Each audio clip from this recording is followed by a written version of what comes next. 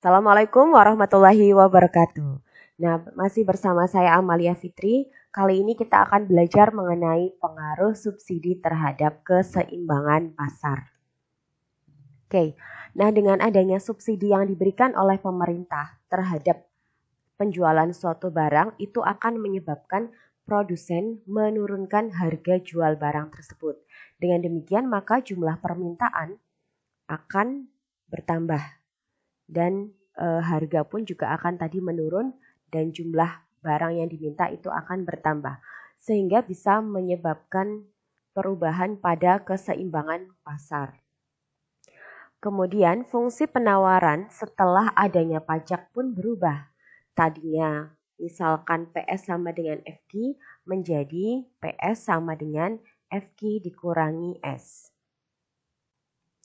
Misalkan pada saat awal kita memiliki fungsi penawaran P sama dengan Q ditambah 1. Kemudian karena adanya subsidi sebesar 1 satuan, maka P setelah kena subsidi atau setelah adanya subsidi menjadi Q ditambah 1 dikurangi dengan pajaknya sebesar 1. Jadi ini adalah dari faktor subsidi.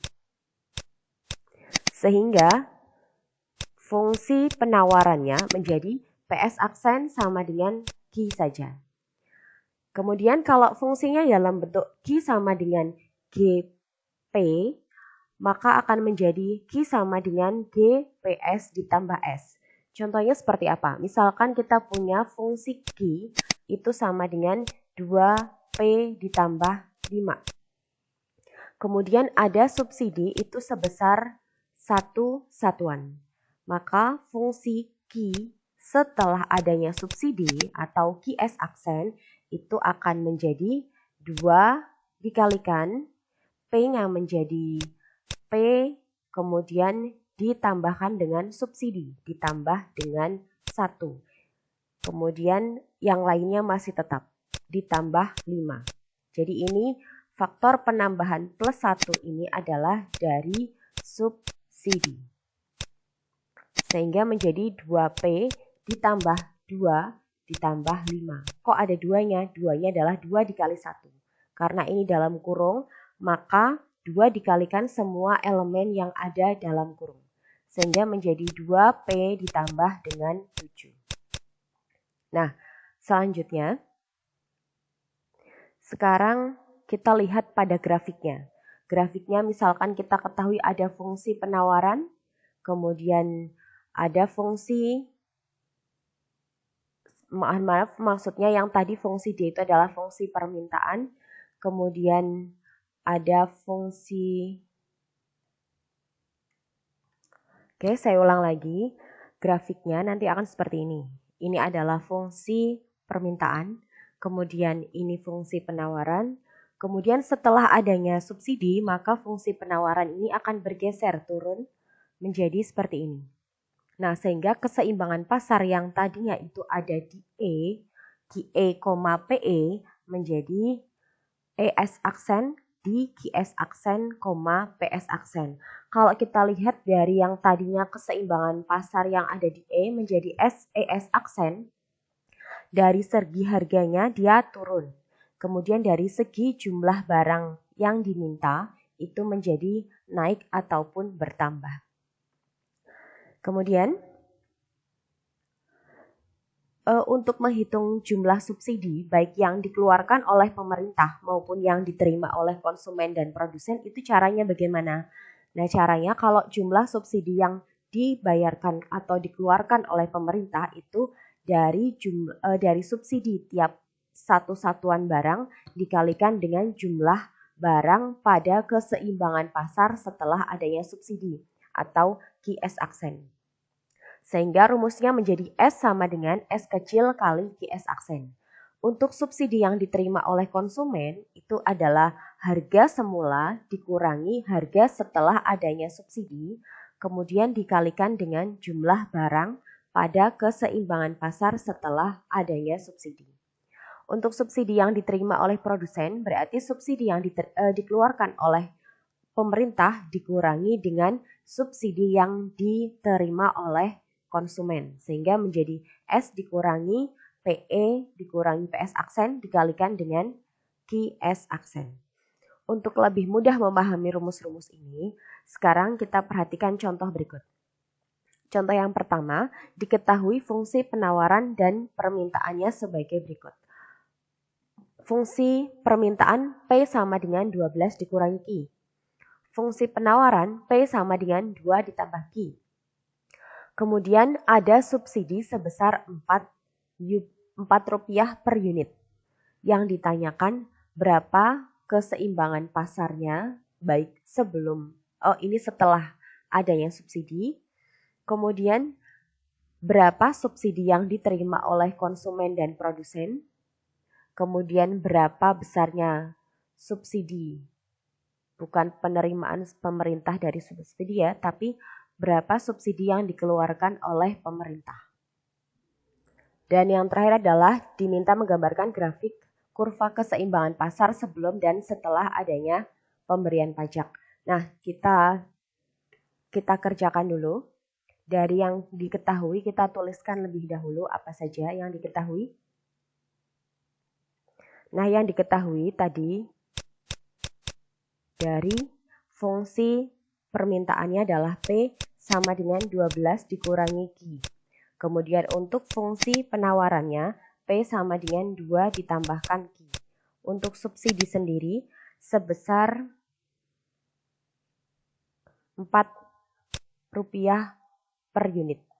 Nah, kita harus mencari dulu keseimbangan pasar pertama sebelum adanya subsidi.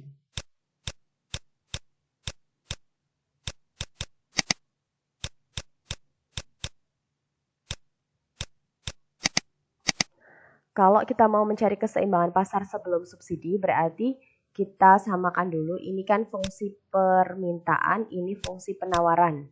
Maka PD sama dengan PS. 12 dikurangi Q sama dengan 2 ditambahkan Q. Sekarang yang membuat Q kita jadikan 1, ini min Q ke kanan jadi plus Q ditambah Q jadi plus 2Q. Kemudian ini 12 tetap di kiri, 2 pindah ke kiri menjadi min 2, 12 dikurangi 2 menjadi 10, dan Q-nya 5. Karena dua ruas sama-sama kita bagi 2. Selanjutnya, kita substitusikan ke salah satu persamaan, boleh ke PD, boleh juga ke PS. Kalau misalnya ke PD, berarti kan P sama dengan 12 dikurangi Q. Maka 12 dikurangi 5. Dan hasilnya adalah 7. Sehingga kita bisa dapatkan untuk keseimbangan pasar sebelum adanya subsidi atau equilibrium yaitu Q, P yaitu 5,7. Kemudian keseimbangan pasar setelah adanya subsidi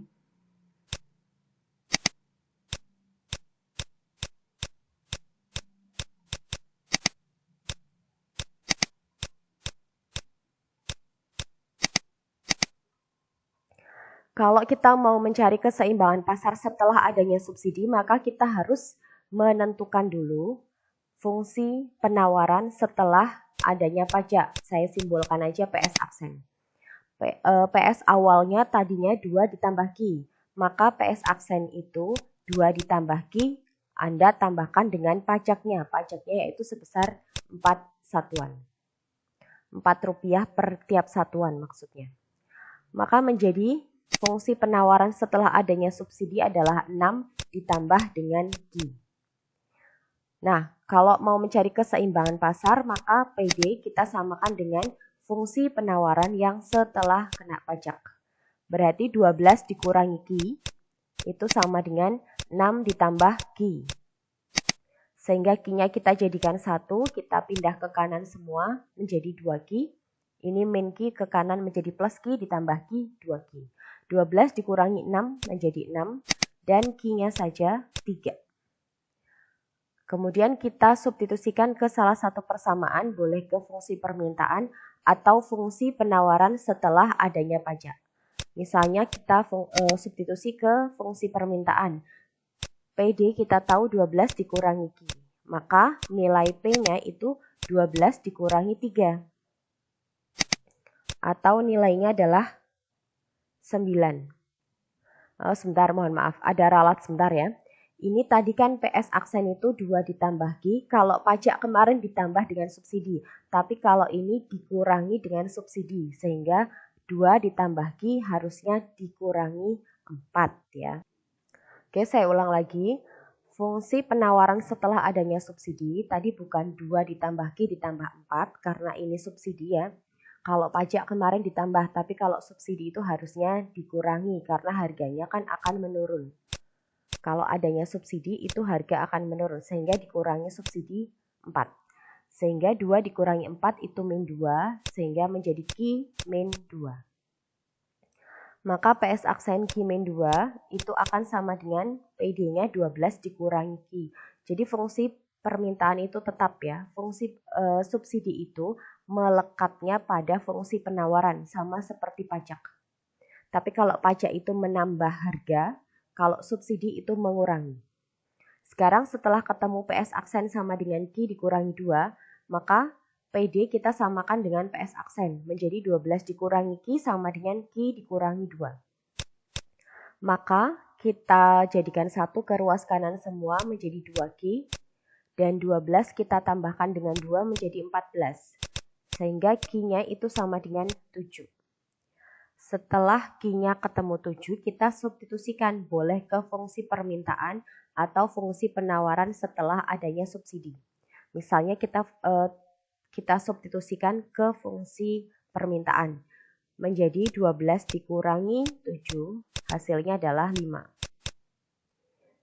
Maka equilibrium atau keseimbangan pasar setelah adanya subsidi itu Q, P 7,5. Nah, dengan demikian sekarang kita bisa menghitung subsidi total yang dikeluarkan oleh pemerintah.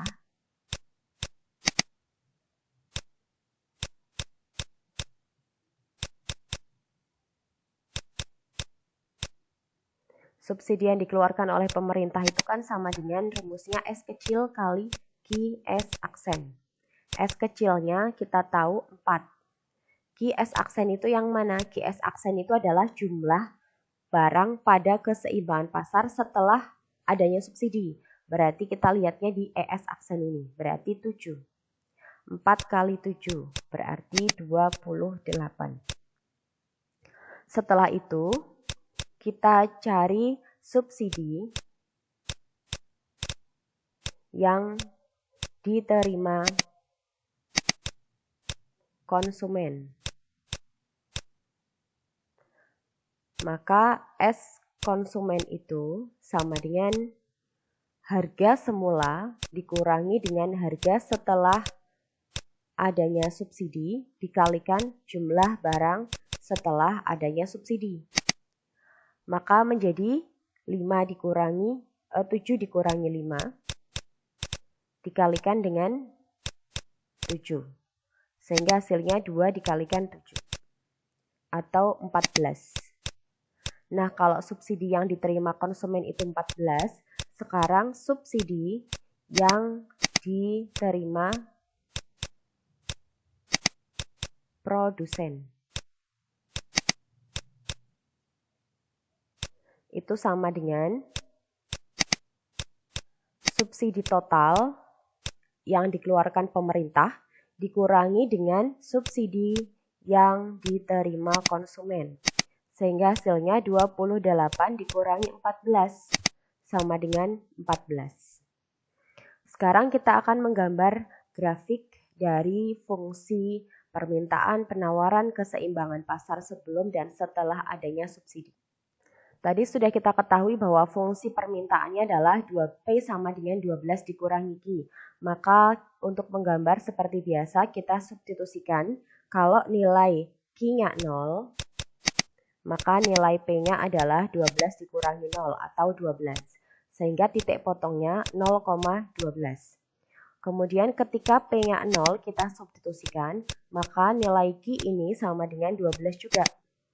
Maka titik potongnya adalah Q dulu dibaca 12,0. Sekarang kita cari nilai 0,12 itu di sebelah mana dan 0,12 itu berarti ke atas sekitar di sini. Nah, kemudian 12,0 kita cari ke garis yang horizontal di sebelah kanan. Nah, ini 12,0. Selanjutnya kita hubungkan dari dua titik ini. Nah, ini adalah fungsi permintaan.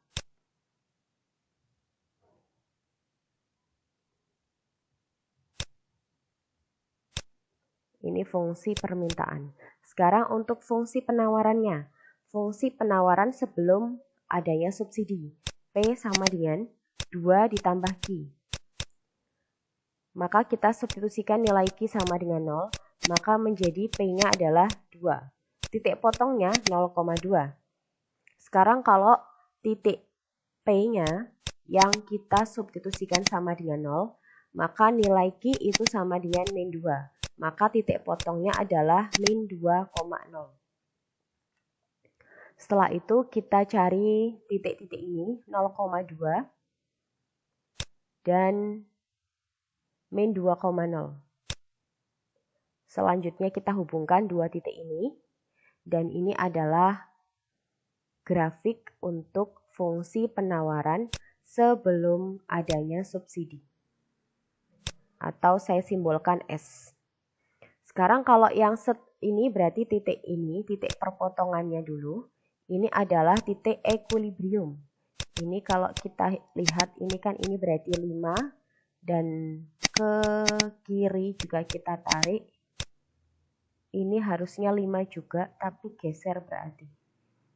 Ini harusnya 5, oh ini 7, sorry.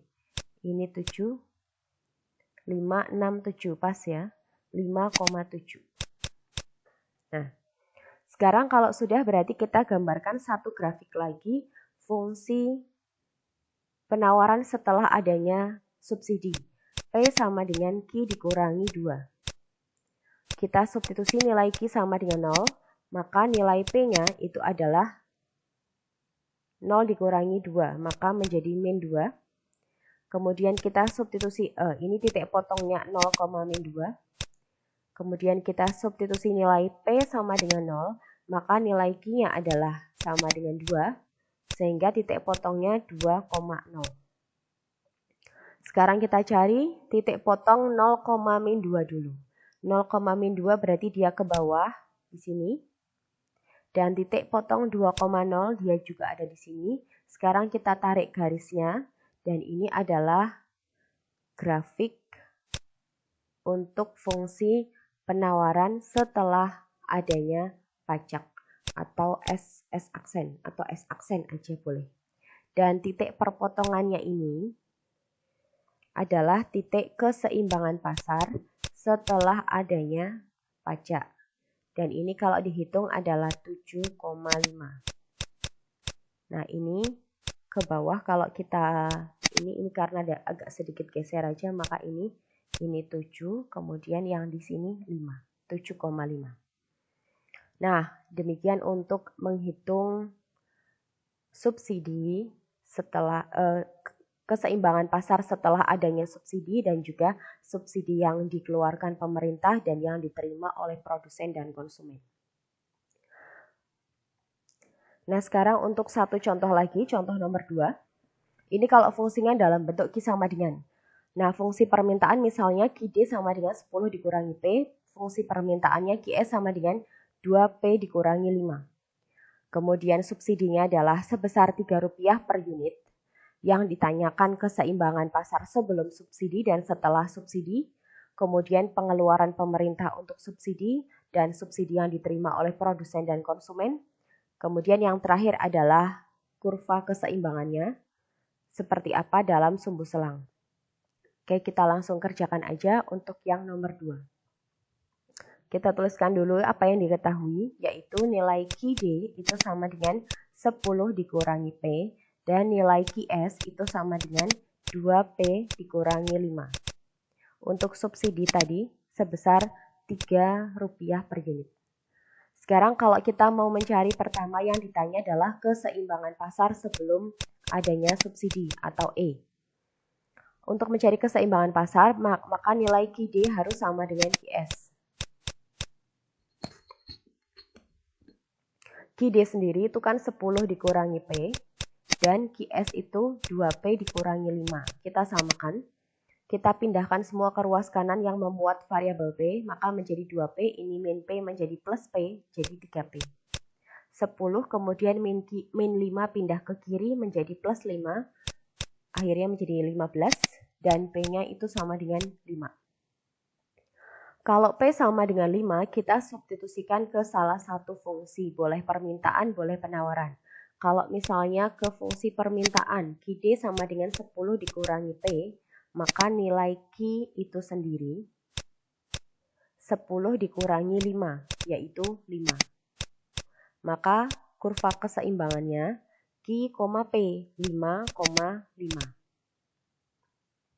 Sekarang kita mencari kurva keseimbangan pasar setelah adanya subsidi. Nah, sebelum kita mencari keseimbangan pasar setelah adanya subsidi, kita mencari dulu fungsi penawaran setelah adanya subsidi. Kalau fungsi penawaran aja itu 2P dikurangi 5. Tapi kalau fungsi penawaran setelah adanya subsidi, maka nilai P ini 2P dikurangi 5. Nilai P-nya kalian ganti dengan P ditambah dengan subsidi. Ditambah 3. Kalau subsidinya 5, Anda tambahkan dengan 5. Kalau subsidinya 10, maka menjadi P plus 10. Kemudian yang lainnya masih tetap, jadi hanya nilai P saja yang kalian ganti dengan P ditambah subsidi. Itu kalian kurung. Kemudian kalau sudah kita kalikan, 2 dikali P itu 2P, ditambah 2 kali 3 itu 6, dikurangi 5. Maka menjadi 2P ditambah 1. Kalau sudah, sekarang berarti kita samakan QD itu sama dengan QS aksen. QD-nya berarti 10 dikurangi P sama dengan QS aksennya 2P ditambah 1. Maka di sini min P pindah ke ruas kanan, kemudian tambah 2P menjadi 3P. 10 plus 1 pindah ke kiri menjadi 10 kurangi 1, 9. P-nya akhirnya diperoleh 3. Untuk nilai Q-nya 10 dikurangi P. Maka 10 dikurangi 3, hasilnya adalah 7. Sekarang berarti keseimbangan pasar setelah adanya subsidi itu 7,3. Kemudian untuk subsidi yang dikeluarkan oleh pemerintah atau subsidi total, yaitu S kecil dikali QS aksen. S kecilnya sendiri tadi nilainya 3. QS aksen itu yang mana? Jumlah barang setelah adanya subsidi ya. Jadi jumlah barang dalam keseimbangan pasar setelah adanya subsidi. Berarti kita lihatnya di S aksen. Berarti 7. 3 kali 7. Itu hasilnya 21. Kemudian subsidi yang diterima konsumen, itu subsidi yang diterima konsumen itu adalah harga semula dikurangi harga setelah adanya subsidi dikalikan dengan jumlah barang pada keseimbangan pasar setelah adanya subsidi. Berarti 5 dikurangi 3 dikalikan dengan QS aksennya 7. Hasilnya 2 kali 7 itu 14.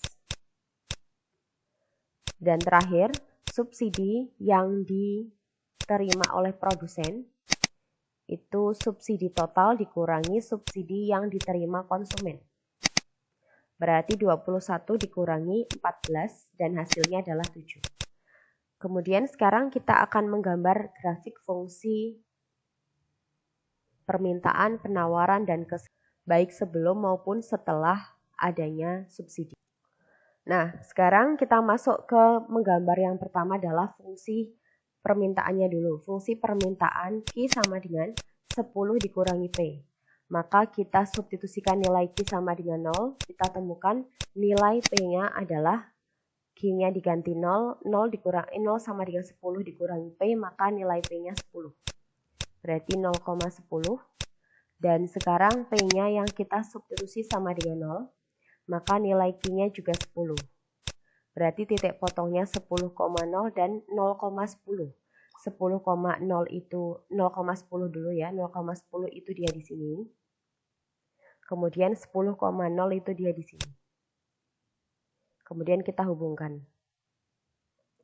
Nah, ini adalah garis untuk fungsi permintaan atau D. Setelah itu, sekarang kita menggambar lagi untuk grafik fungsi penawaran sebelum adanya subsidi. Nilai Q sama dengan 2P dikurangi 5. Kita substitusi tadi seperti tadi, Q sama dengan 0, maka nilai P-nya adalah 5/2. Kemudian kita substitusi lagi nilai P sama dengan 0, maka nilai Q itu sama dengan min 5. Ini cara menentukannya sudah saya jelaskan di video yang sebelumnya. Berarti di sini jadi 0,5/2 dan min 5,0. Nah, sekarang 0,5/2, 5/2 itu sama aja 2,5 ya. Berarti kita cari 0,5/2 ke atas, 2,5 dia di sini. 1, 2, nah ini di sini. Kemudian min 5,0. Min 5,0 berarti dia ada di sini. Dan kita hubungkan. Nah, yang berwarna merah ini adalah grafik untuk fungsi penawaran sebelum adanya subsidi. Dan titik perpotongan ini adalah titik equilibrium. Tadi sudah kita temukan itu hasilnya 5,5. Ini kalau kita tarik garis ke bawah ini 5 dan ke kiri juga 5. Selanjutnya kita gambarkan lagi untuk fungsi penawaran setelah adanya pajak. Setelah adanya subsidi. QS aksen sama dengan 2P ditambah 1. Maka kita substitusi nilai Q sama dengan 0. Maka nilai P-nya itu adalah min setengah. Sehingga titik potongnya 0, min setengah. Kalau P-nya sama dengan 0, maka nilai Q sendiri itu sama dengan 1. Maka titik potongnya adalah 1,0. Sekarang kita cari titik 1,0 dan 0, min setengah. Kalau 0, min setengah berarti dia turun. Min setengah berarti dia ada di sini. Ini kan 1, 2, 3, 4, 5. Ya, ini min setengah. Dan ini 1,0 itu di tengah-tengahnya antara 0 dan 2. Kemudian kita hubungkan. Dan ini adalah yang berwarna biru. Itu grafik untuk fungsi penawaran setelah adanya pajak, setelah adanya subsidi atau SS aksen. Dan ini di sini titik perpotongannya dengan grafik fungsi permintaan ini di sini adalah ES aksen. Dan tadi sudah kita tentukan juga hasilnya adalah 7,3. Ini kalau kita tarik ke bawah juga memang nilainya 7. Kita tarik ke kiri juga nilainya 3. Oke, nah demikianlah cara menentukan subsidi. Baik yang dikeluarkan pemerintah, yang diterima produsen dan konsumen. Kemudian pengaruhnya terhadap keseimbangan pasar seperti apa. Ini kalau kita lihat keseimbangan pasar itu kan dia bergeser. Harganya tadinya 5 menjadi 3. Jumlah barang yang diminta tadinya 5 menjadi 7. Ya, sehingga berdampak penurunan harga dan berdampak kepada jumlah barang yang diminta itu semakin banyak. Selanjutnya nanti Anda coba selesaikan untuk latihan nomor 1 ini dan yang nomor 2. Demikian untuk video yang bisa saya jelaskan. Nanti kita akan ketemu lagi pada video-video selanjutnya. Dan wassalamualaikum warahmatullahi wabarakatuh.